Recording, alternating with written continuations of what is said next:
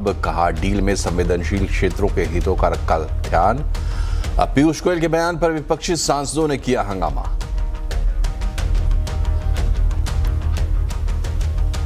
When I interact with startups and we see young 28, 30-year-olds starting up companies, and I can clearly see, right, 100 new Reliances. Reliance industries के chairman Mukesh Ambani और black rock के CEO Larry Fink के बीच देश की आर्थिक प्रगति पर चर्चा। अंबानी बोले, मुझे साफ दिखता है कि 100 नए रिलायंस बनने वाले हैं। लैरी फिंक ने कहा, अगले 20-25 साल का वक्त होगा एरा ऑफ इंडिया। बड़ा विमान हादसा टला। टर्किश एयरलाइंस की फ्लाइट के इंजन में लगी आग। कोलकाता में हुई इमरजेंसी लैंडिंग। काठमांडू से इस्तांबुल जा रही थी फ्लाइट, सभी यात्री सुरक्षित।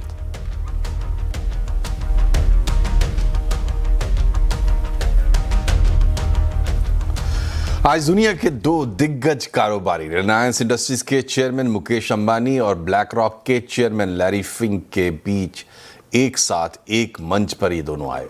उन्होंने नए युग के लिए निवेश की कला, art of investing for a new era पर विस्तार से चर्चा की। यहां मुकेश अंबानी ने कहा कि पूरी दुनिया भारत के उदय को गौर से देख रही है। उन्होंने ये भी कहा कि स्टार्टअप इंडस्ट्री उन्हें सबसे ज्यादा रोमांचित करती है और वो भारत से रिलायंस इंडस्ट्री जैसी 100 नई कंपनियां उभरती हुई देख रहे हैं। वहीं लैरी फिंक भी भारत की ग्रोथ स्टोरी को लेकर उतने ही उत्साहित दिखे। उन्होंने कहा कि अगले 20-25 साल भारत का युग है। देखिए दोनों दिग्गजों की बातचीत का एक अंश।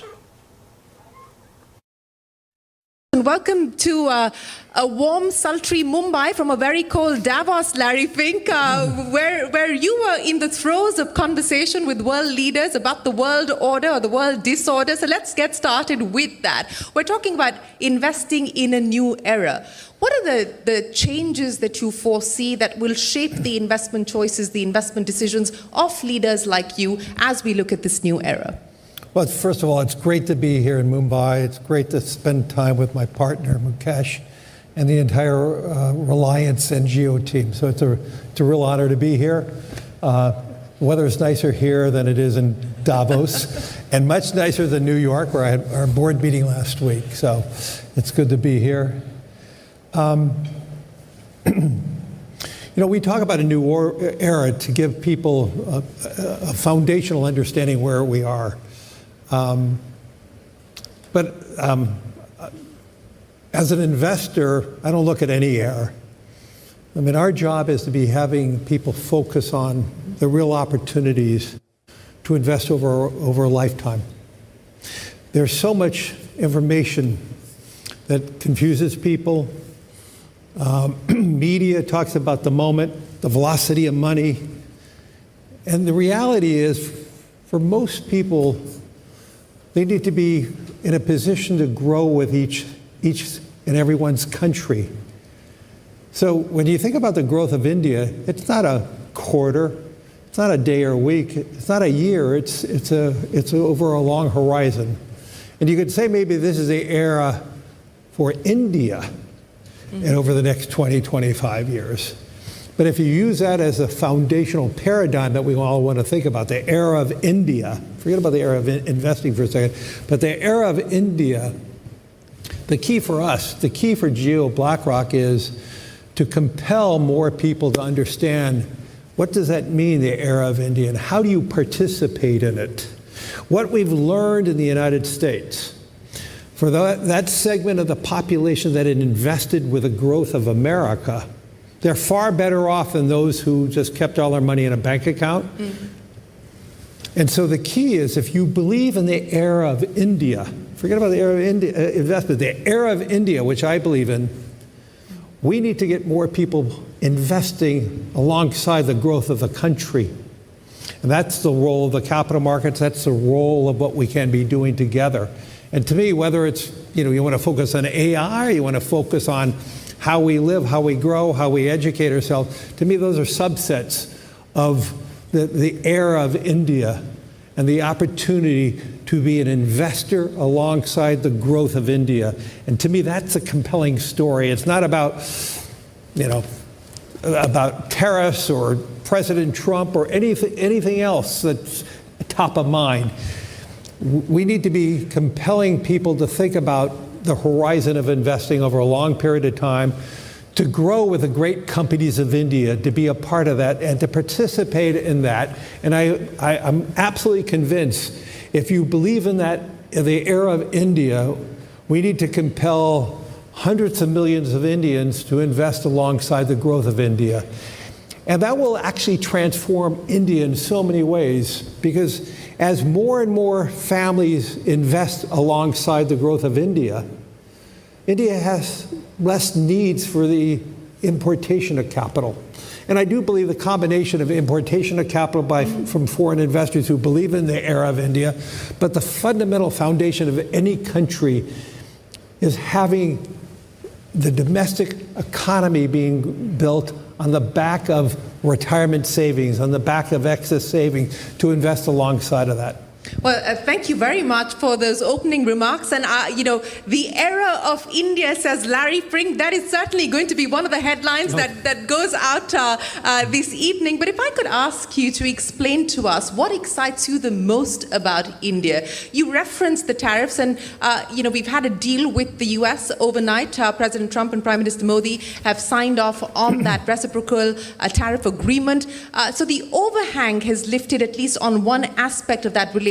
How crucial a development is that, and what excites you the most about India today? Well, let's be clear, over 20 years it had no bearing. Maybe over the next 6 months or a year it had some significant bearing, but over time, the foundational issues of India, how it's able to leapfrog. I mean, you watch what has, over the last, I would say, since the era of the smartphone. And I think that's a pivotal point. 2012 was, think about your life before the smartphone here in India. But the beginning of the smartphone, the rollout of 5G, and how that transformed India in so many ways. When you think about how the Modi administration digitized the rupee and how it transformed commerce in India across the board. I am very worried about other countries. Even the United States is falling behind. We need to be digitized. We need to be thinking about how this all plays out. I think this is part of the democratization of India, and so now India is a leader in this. And so I could cite many things that give me optimism, but the fundamental opportunity is the huge intellectualism of India, the transform what technology, whether the technology was created in the US or somewhere else in the world, the dispersion of that technology in India is really what is so inspiring, and the utilization of the new technology for more and more people, and how that transforms commerce, consumption, information, education, all of that is ripe for real solid growth. And I agree that India has, over the next 10 plus years, it's going to grow anywhere from 8 to 12%, probably hovering around 8 to 10. And that's a place where I want to personally invest in, and what we need to do is compelling more Indians to invest alongside that growth. Well, we certainly hope that more Indians are going to be investing in that story as well. And speaking of one such Indian, Mr. Ambani, let me talk to you about Larry Fink's phrase of saying that this is the era of India. Now, you've seen India over the last 2 decades transform itself in many, many ways, especially as far as the digitization era is concerned. Specifically, what excites you? What is compelling about the India story today? How have you seen it being transformed? Well, Shireen, before I answer that, let me warmly welcome Larry, and I'm grateful to Larry to again come back to India. It was a conversation that we had in 23, and it just took me 5 minutes to saying, Larry, BlackRock should be back in India. And he said, that's all it took, 5 minutes? Will you partner me? Less. It was a car ride. We had to go to point A and point B, and we accomplished it in a car ride. In terms of, here you are with your full team, and we have launched the business. So thank you for again coming back to India, and India warmly welcomes you and your colleagues, and to all my colleagues from the industry and the financial community, a very warm welcome. And we look forward to working with each and every one of you. as Shireen said, I think that, Larry, there is a old Indian saying that a tree only attracts attention if it bears fruit. And today, in this new era, as you described it, India and the tree of the Indian economy is bearing fruit with great visibility, with sustainability and abundance. As everybody said, right, we are confident, like we are the largest growing fast economic growth in the world. 8 to 10% is possible and doable, and I think that sustained double digit is not ruled out. So that gives us and that is why we are, after a long time, attracting all this attention. And this has happened primarily because I think that the last 10, 15 years, right, we had two successive periods. We had 10 years of Manmohan Singh, where we focused on growth. And then we were very lucky to have now consistently 15 years of very stable leadership. So stable economic leadership defines a country. And I think that we have to be thankful to Prime Minister Modi for giving us this stability now for like going in, by 2029, it'll be 15 years. Yeah. I also think that we've got what is different about this is we've got a very clear goal. A goal in terms of saying we have to be developed, Viksit Bharat by 2047, which every Indian aspires to and has started believing in. Second, we've executed at scale, right? While as Indians, we like to criticize ourselves, and we are not, and it's a good thing in a democratic mindset, but if you see, we've built more roads in the last 15 years than any other, like multiple times than any other country, including the United States at its peak. We've built like power capacities. We are now the leading renewable power producer in the world. We've built in our own industry digital capacities, 5G, that is better than most people in the world and cheaper than most people in the world in terms of what. And now every Indian village has got 5G. So, and I can go on, like we built the same thing in terms of infrastructure, the roads that you see in Mumbai. For a long time we said that we will connect Mumbai to the mainland, and we now have the bridge that is running. So we've executed. We've also had policy which is sustainable. So even when you see between governments, right, we all thought that Aadhaar was the earlier government's piece. I think this government was wise enough to saying we've had continuity in policy at all times. In terms of that, we've had stability, we've had predictability. We've also been conservative. So as Indian successive finance ministers, we've always maintained our debt in order. Relative to global debt, we are still 50% of GDP as debt. So we are not, like the world norm is now 100%. So we've had, and I think that we've also in the private sector, and what excites me the most is the startup industry. When I interact with startups and we see young 28, 30-year-olds starting up companies, and I can clearly see, right, 100 new Reliances in terms of where, and the aspiration, the confidence that they have. And finally, it is the confidence that you see. Fortunately, we now operate across the length and breadth of India. So it's not only the confidence in forums like this, but when you see the confidence in young people going to school and colleges, wanting, and in parents today believing that their tomorrow is better than today. Right? And that is a big, big change in India, that all of us, this is our baby boomer generation. This is the Indian generation that believes that they'll make a better tomorrow than today.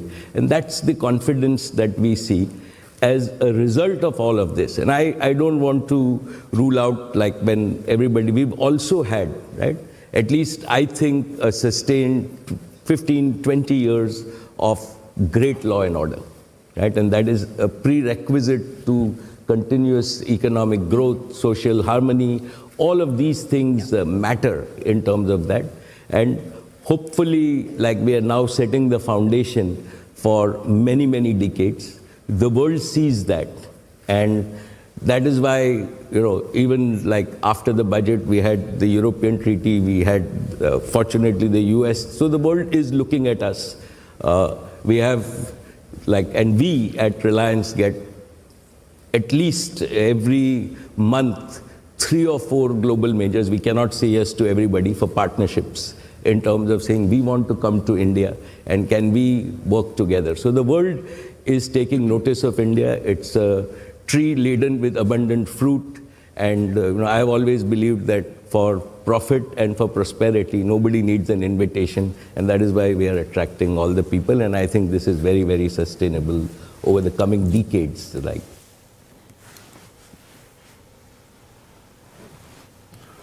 तो यहाँ रुकते हैं एक छोटे से break के लिए, लेकिन खबरें अभी और भी हैं। बने रहिए CNBC आवाज के साथ।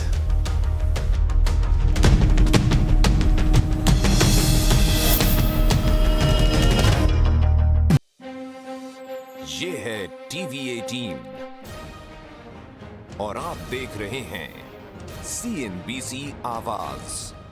AU करंट अकाउंट के साथ मिलता है free UPI QR overdraft facility और एक ही ऐप से बैंक के सारे काम। AU सोच बदलो और बैंक भी।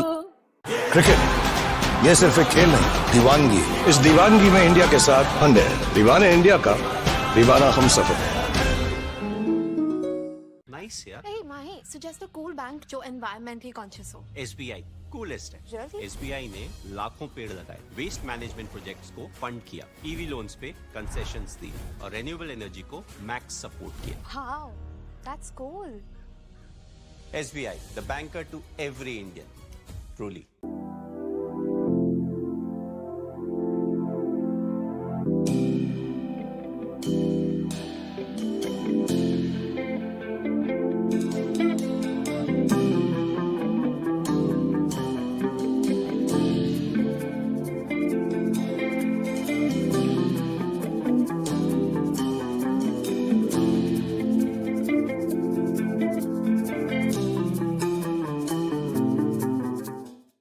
क्रिकेट ये सिर्फ एक खेल नहीं, दीवानगी। इस दीवानगी में इंडिया के साथ फंडे है। दीवाने इंडिया का दीवाना हम सब है। Some ideas don't just get noticed, they shape culture. Storyboard 18 is launching the Storyboard 18 Awards for Creativity, celebrating the most bold and impactful advertising and brand storytelling in India. Entries are now open for work released in 2025. Log on to storyboard18.com and let the spotlight shine on your work.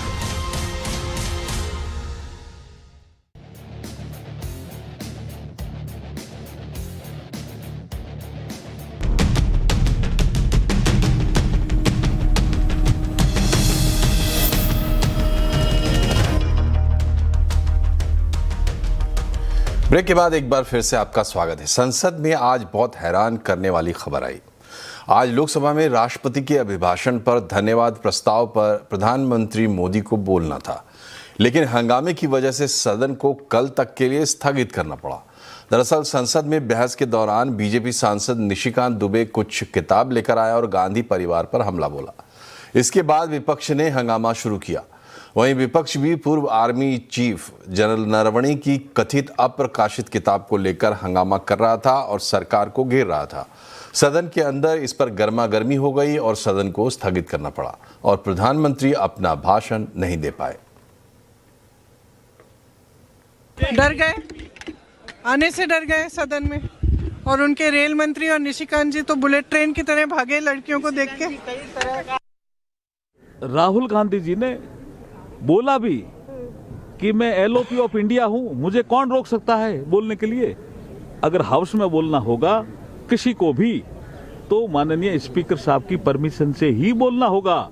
लेकिन कल उन्होंने उनको भी challenge किया। अहंकार ये बोल रहा था कि ये कुर्सी तो राहुल गांधी जी के लिए होनी चाहिए, इधर आ गए वो जब हम कह रहे थे भी इधर मत आओ, ये ठीक नहीं है, तो अड़ियल रुख के कारण अड़ियल रुख अपना रहे थे। आज संसद परिसर में नेता विपक्ष राहुल गांधी और केंद्रीय मंत्री रणनीत सिंह बिट्टू के बीच भी नोकझोंक हो गई। दरअसल लोकसभा के निलंबित सांसदों के साथ राहुल गांधी संसद परिसर की सीढ़ियों पर खड़े थे।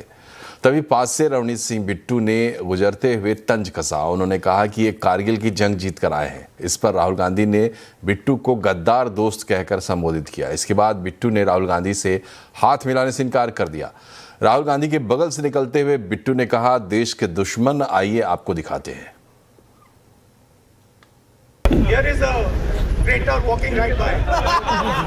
Take a look at the face. That's what it looks like. Hello, brother. Sir, thoda my traitor friend. Surrender, surrender. देश के दुश्मन। राहुल गांधी से जुबानी नोकझोंक पर केंद्रीय मंत्री रणनीत सिंह बिट्टू का बयान सामने आया है। बिट्टू ने कहा है कि राहुल गांधी ने गद्दार कहकर मेरी ओर हाथ बढ़ाया जैसे वो शहंशाह हो। बिट्टू ने कहा कि मैं शहीद का पोता हूं, मेरे परिवार ने देश के लिए बलिदान दिया है। अगर एक शहीद का पोता, जितनी देर मैं आपके साथ था तो ठीक था, अब अगर मैं बीजेपी में हूं तो आप मुझे इस शब्दों से संबोधन कर रहे हैं, वेदना पीड़ा। और उसके बाद देखो ये अपने आप को समझते क्या है, ये चीज कह के मुझे हाथ आगे कर रहे हैं जैसे कोई शहंशाह हो, जैसे कोई मतलब वो समझते मालिक ही हम इस दुनिया देश के।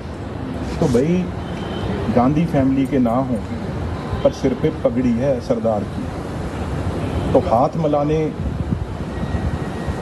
जब बढ़ाया तो मैंने कहा आप लोग तो देश के गद्दार हो, देश के दुश्मनों जो रोज फौज के अगेंस्ट बात करते हो, देश के अगेंस्ट बात करते हो।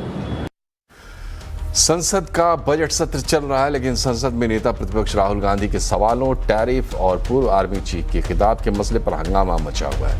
आवाज अड्डा में आज इसी पर होगी बड़ी चर्चा। हंगामा है क्यों बर्पा, शाम 7:57 पर जरूर जुड़िए। आज एक बड़ा विमान हादसा होते होते टल गया। दरअसल काठमांडू से इस्तांबुल जा रही टर्किश एयरलाइन की फ्लाइट के इंजन में आग लगने के बाद कोलकाता में इमरजेंसी लैंडिंग करानी पड़ी। इस मामले पर पूरा अपडेट दे रहे हैं रोहन सिंह। जी, आज एक और बड़ा हादसा टल गया और इस बार मामला टर्किश एयरलाइंस का है। दरअसल काठमांडू से इस्तांबुल जा रही थी टर्किश एयरलाइन की फ्लाइट THY 727। टेक ऑफ करने के सिर्फ 4 मिनट के बाद, लगभग 1:30 बजे टेक ऑफ होता है, उसके सिर्फ 4 मिनट के बाद उसके दाहिने इंजन में आग जो है फायर डिटेक्ट होता है और उसके बाद पायलट की तरफ से कोशिश की जाती है मिड एयर उसके दाहिने इंजन को शट करने की। मिड एयर ही आग पे काबू पाया जाता है और इसके बाद फ्लाइट को डाइवर्ट किया जाता है कोलकाता एयरपोर्ट पर फुल इमरजेंसी की घोषणा की जाती है। विमान को सेफली लैंड कराया जाता है और इसके बाद सभी 236 यात्री थे, साथ ही 11 क्रू थे, इन सबको डीबोर्ड कराया जाता है। फिलहाल DGCA की टीम कोलकाता एयरपोर्ट पे है, विमान वहीं पे है, उसकी पूरी जांच की जा रही है, इसके कारणों का पता लगाया जा रहा है। लेकिन पिछले कुछ दिनों में एक के बाद एक कई सारी घटनाएं हुई हैं जो एविएशन सेफ्टी के ऊपर सवाल जो है उठाते हैं। राहत की बात यह है कि इस मामले में कोई हताहत नहीं हुआ है और फिलहाल इसकी जांच जारी है। अमेरिका के साथ भारत की ट्रेड डील होने से टेक्सटाइल सेक्टर की जान में जान आई है। भारत से कपड़ों के कुल निर्यात का 40% हिस्सा अमेरिका का था, जो टैरिफ के चलते रुक गया था। लेकिन अब एक्सपोर्टर्स कैसी तैयारी कर रहे हैं, देखिए केतन जोशी की रिपोर्ट।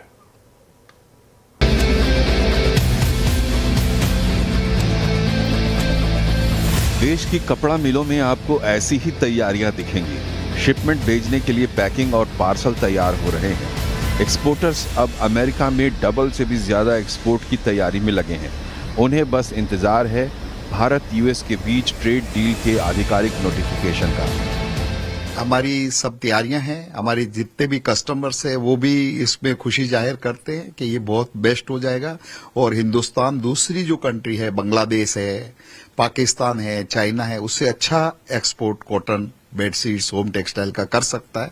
मगर एक ही शर्त है कि जो ड्यूटी 25% जो एडिशनल ड्यूटी जो लगाई थी उसका नोटिफिकेशन जितना जल्दी मिलेगा हमारे को कि भाई वो ड्यूटी हट चुकी है, तो हम लोग अच्छे से व्यापार कर पाएंगे। साल 2024-25 में भारत से अमेरिका में कुल $10 बिलियन के आसपास का कपड़ा निर्यात हुआ था, जो टैरिफ के चलते आधा हो गया था। अब 3 साल में भारत से अमेरिका में डबल से भी ज्यादा निर्यात संभव है। जानकारों का कहना है कि क्वालिटी के ऊपर सरकार इंडस्ट्री को गाइड करे तो ये और आसान हो जाएगा। बांग्लादेश, पाकिस्तान, वियतनाम और चीन के मुकाबले भारत पर कम टैरिफ है, लेकिन क्वालिटी सुधारना जरूरी है। दूसरे देशों के साथ हमें क्वालिटी में खड़ा रहना पड़ेगा। वियतनाम है, कोरिया है, तो हमें इसके साथ में अच्छी तरह से बांग्लादेश है। बांग्लादेश तो ऐसे अभी तो टेक्सटाइल डाउन है, लेकिन इसका हमें फायदा मिलेगा। ये फायदा के लिए हमें अच्छी तरह से माल बनाए और सप्लाई करें और अच्छी तरह से एक्सपोर्ट करें, यही मेरी तमन्ना है। यूरोप के बाद अमेरिका में टेक्सटाइल निर्यात के अच्छे माहौल के चलते 2030 तक भारत से पूरी दुनिया में $100 अरब का कपड़ा निर्यात होने की उम्मीद मजबूत हुई है। अब अमेरिका और यूरोप में भारत का कपड़ा तेजी से निर्यात होगा, लेकिन समय आ गया है क्वालिटी पर फोकस करना, और अगर ऐसा है तभी हम दशकों तक दुनिया के मार्केट में लीडर बन पाएंगे। केतन जोशी, अहमदाबाद। और इसी के साथ बुलेटिन में फिलहाल इतना ही, लेकिन खबरों का सिलसिला लगातार जारी रहेगा, इसलिए आप भी जुड़े रहिए CNBC आवाज से। हम सोशल मीडिया पर भी मौजूद हैं। नमस्कार।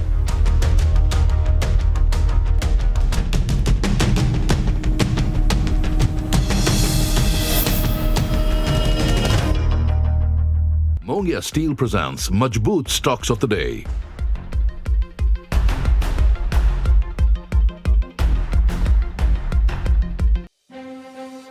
ये है TV18 और आप देख रहे हैं CNBC आवाज। AU सेविंग्स अकाउंट में मिलते हैं amazing benefits, paperless banking and higher interest, वो भी हर महीने। Money money money money every month. सोच बदलो और बैंक भी। Some ideas don't just get noticed, they shape culture.